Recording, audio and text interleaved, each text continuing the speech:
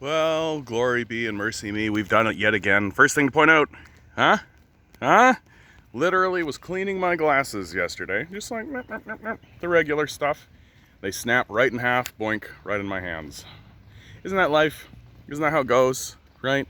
1 minute, you're just walking down the path, everything's going fine. The next minute, something comes along and reminds you how fragile your existence actually is. This one, of course, for me, cuts close to the bone. I don't wear these as a fashion statement. I don't wear these because I think I look cool or neat, right? I wear them because if I don't wear them, I'm legally blind, right? I literally cannot see my surroundings. I do not know what's happening in the world around me if I do not wear these glasses. And so, and for those of you out there who are like, well, that's not a big expense, is it, John? You could just go to clearly.ca, look, there's a deal or something like this, right? No. No. Like, I understand that glasses are ubiquitous in the culture and all this kind of stuff, but like, for real, like, these are important, and I need to spend money, serious money, in order to make sure that I can see. But here in Canada, the ability to see is considered a luxury, right? Like most Canadians, I live paycheck to paycheck. Like most Canadians who are selling themselves to an exploitive system of market capitalism, I don't get proper compensation. Most of my surplus value is taken away from me. And I actually like the places that I work. I like the 3 jobs that I already do. And because of this, I have to actually sell myself even more, right? I have to actually put aside some of the initiatives, things like this channel, things that I would prefer to be spending my time doing. I've got to put that aside so that I can sell coffee, right? So that I can sell cookies or whatever, right? And all of this would be fine if the structure of our society was that everyone was doing the same, that we were all living in this sort of state where, okay, you gotta go to work, right, gotta maintain, but we all know, I shouldn't say that, we don't all know, do we, right? We don't all realize, we don't all like to admit that we're living in a culture and a system of extraction and abandonment. That's the nature of the system that we live in. That we would prefer to fund police officers to beat the homeless up and throw them out of the places they've managed to find themselves than take that money and provide housing for those very same people. That's the nature, that's the bare bottom of the culture that we live in. The embarrassing truth is that any one of us can become disabled at any moment. Any one of us can be struck down by the forces of the universe. Just like how my glasses just decided in that moment to plink, split apart. Well, so too could the same thing happen to a valve in your heart, to the marrow in your bone, to some kind of thing, your gut. Anything can happen. We're complex creatures, there's a lot going on. And instead of structuring a society that says, look, these things can happen at any moment, and the people who experience it should be taken care of, we should be getting them back on their feet, we say to the populace, oh, fuck off, go die, right? That's what we're saying. We're certainly saying that to the disabled. Our current premier, who we re-elected for some reason, literally says that the disabled should just go get jobs in the most barbarous, cruel sort of statement that I think I've heard any first world leader actually say out loud in public repeatedly. We are led by just incompetent, brutal psychopaths who literally say to us, oh, if you fall down, if you become disabled, well, here's the medically assisted dying program. Go die.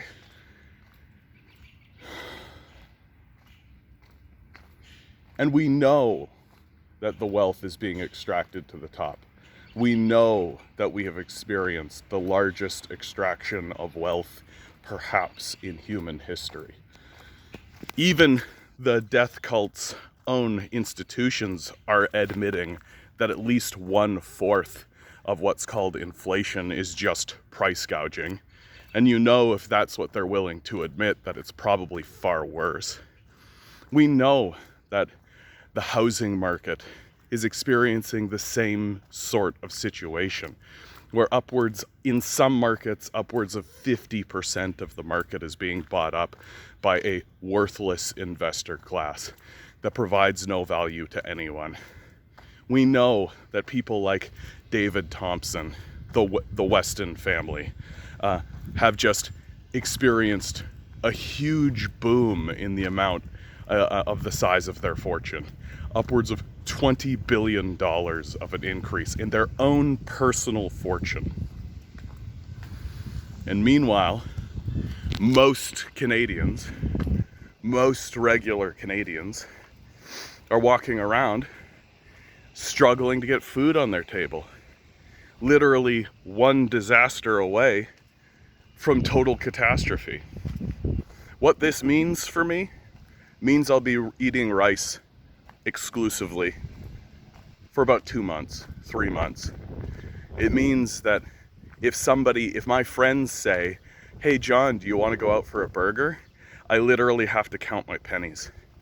I literally have to stop, look at my bank account and ask, can I afford to spend the $15 or $20 on a burger today?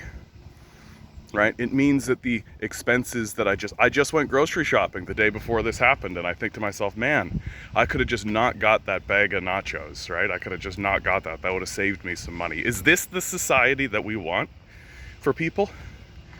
Is this what we want for each other? Is this what we want to live in?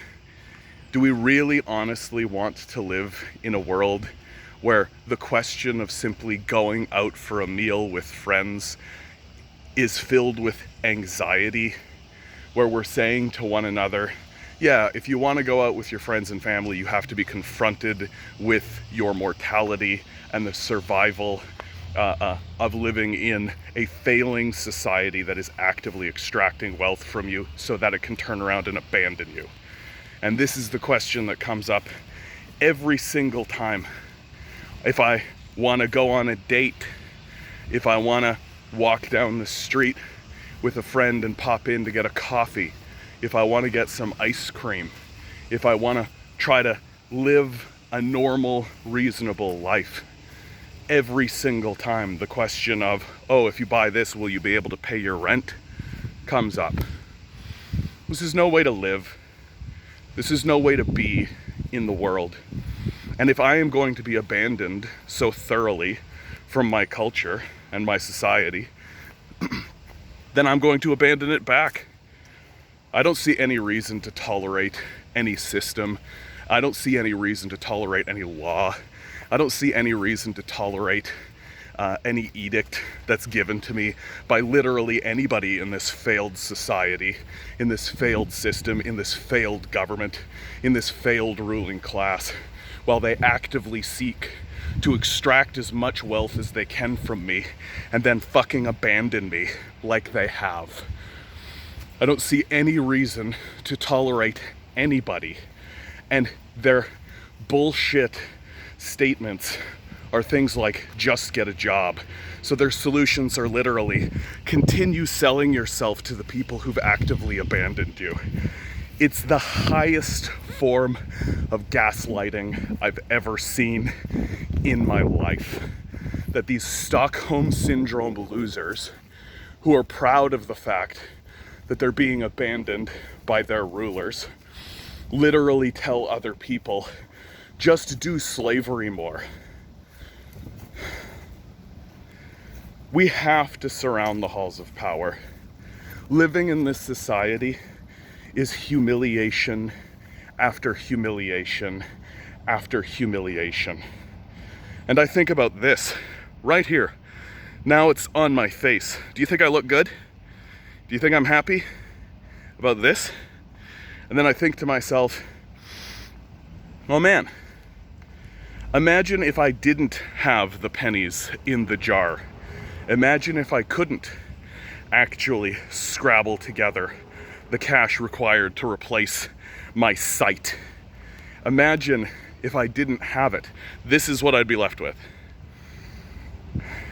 Hey, any women watching this, you into this? You think, hey, how you doing today? You think a guy approaching you like this would be interested in talking to you? You think you'd be interested in talking to them, right? You think people around, right? You live in a society that makes fun of people for literally being disabled, right? What do you think they're gonna do to something like this? What do you think this does to someone's self-conscious, to someone's self-worth and self-value? What do you think this does to people in the society? And yet we're supposed to tolerate it, and we're supposed to keep living in it, and we're supposed to keep going to work. I haven't even touched on the whole fact that, hey, the sea levels are coming up. We all know it's true. Hey, the heat is going to literally start killing people, right? We all know it's true. And yet we all keep going to work. We all keep participating. We all keep pretending like, oh, maybe it'll resolve itself, when we are literally ruled by psychopaths who are actively working to destroy us, exploit as much value as they can from you, and then abandon us. We have to surround the halls of power. There's nothing left. There's nothing left here, right? This has turned into a two-side issue. On the one side are psychopaths and those who defend them, and on the other side are their victims. There is no middle ground.